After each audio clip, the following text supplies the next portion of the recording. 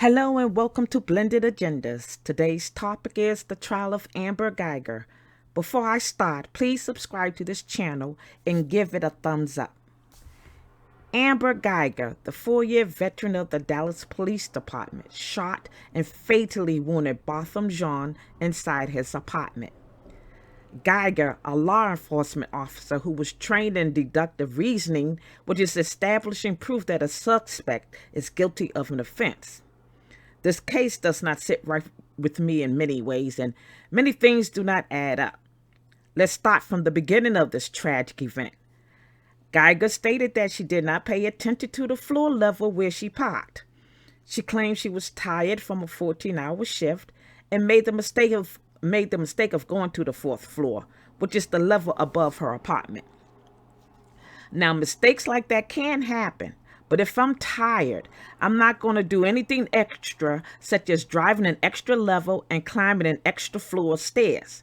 But errors can happen when you're exhausted. Guyger missed several signs that she was at the wrong apartment. If that was the case, was she texting and driving that led her to drive to the wrong level? There was evidence submitted that she was texting her married police partner up to the shooting, but deleted her text messages afterwards. John had a bright red doormat in front of his door. She did not have a doormat. There was a witness who stated they heard her knocking on the door shouting, "Let me in." She claimed she tried her keys in the door, but the door was already ajar. She stated that she feared for her life when she saw a silhouette coming towards her, and she ordered him to put his hands up, which he didn't. She shot him twice. Twice. The first shot hit him in the lungs, which would have incapacitated him. The second shot pierced his heart. Botham Jean, a native of St. Lucia, moved to Arkansas to study accounting before getting a job with a financial firm. John was at his apartment, wearing underwear, eating a bowl of ice cream, watching TV. Guyger failed to follow police procedures on what to do if one suspects a burglary is taking place. You are to retreat, take cover, and call for backup, not to open fire.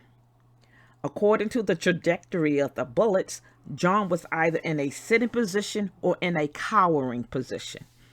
She called 911. While John was struggling to breathe, she was on the phone with the 911 operator and texting her married partner, saying that she needs him and to hurry up, and she messed up. Now, if you listen to the recording of the 911 call, she repeated that she thought it was her apartment over and over again. She never said she feared for her life or that Jean was charging at her when she fired her gun. She was more concerned about losing her job. One disturbing fact from that 911 call is the operator asked her twice what the gate code was so the officers could get in. She said she did not know the code. How would she let her visitors in the apartment complex if she didn't know a code? Or how did she let them in? The responsibility of a police officer is to provide immediate assistance to the victim. She never tried to do CPR on John. There was no blood on her uniform, nor on her gloves. The body cam shows the officers arriving on the scene, and one asked if she administered CPR. She said she did not. He pushed past her and started giving CPR. I also noticed on the videos that the apartments had numbers on them. Now, her account of what happened in the search warrant differs from the arrest affidavit. Yes, the Dallas Police Department obtained a search warrant to John's apartment, the victim. They did not obtain a search warrant for Guyger's apartment. They wanted to smear the victim's name. They found a small amount of marijuana. Guyger was arrested 3 days later and was administered an alcohol and drug test. Really? 3 days later? Let's talk about Amber Guyger's background. She applied to be a police officer in Fort Worth, Texas, but failed a polygraph test and admitted to smoking marijuana. But this evidence was left out because the judge decided it was prejudicial. But she did not leave out the fact that they found marijuana in John's apartment. Tammy Kent, the Texas State District Judge, did not allow into evidence the position John was in when he was shot. Guyger tried to delete her accounts on social media, portraying her differently than the defense team would like for you to see how she was. When a friend texted her about her dog being racist, Guyger texts back, "It's okay, I'm the same." Under a pic of a Despicable Me minion, she wrote, "People are so ungrateful. No one has ever thanked me for having the patience not to kill them." She bragged about being violent, short-tempered, and promoted one shot, one kill policy, and that everyone was lucky she made it through a week without killing someone. She even joked about Martin Luther King Jr.'s death. Guyger was found guilty of manslaughter and was sentenced to 10 years in prison. What really sickened me was the message that was sent to the people who were watching this trial and Black Americans who are constantly dealing with daily cruelties of racism and still expected to have a forgiving heart. Why do abusers require submission and compliance?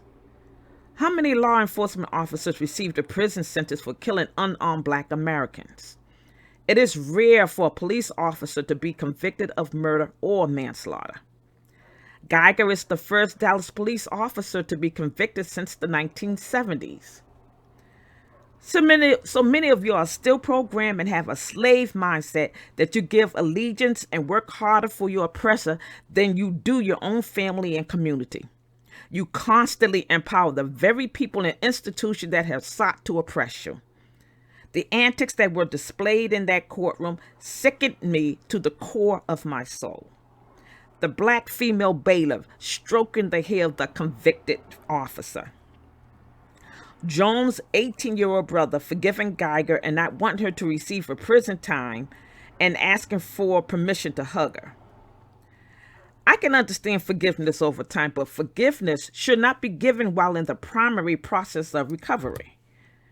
Premature forgiveness is based out of fear and weakness.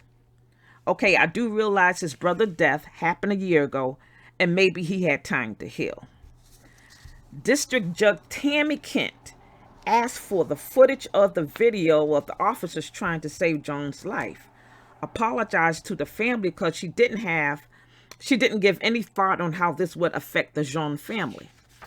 This is the same judge who sauntered over to Guyger in her flip-flops to give her a hug.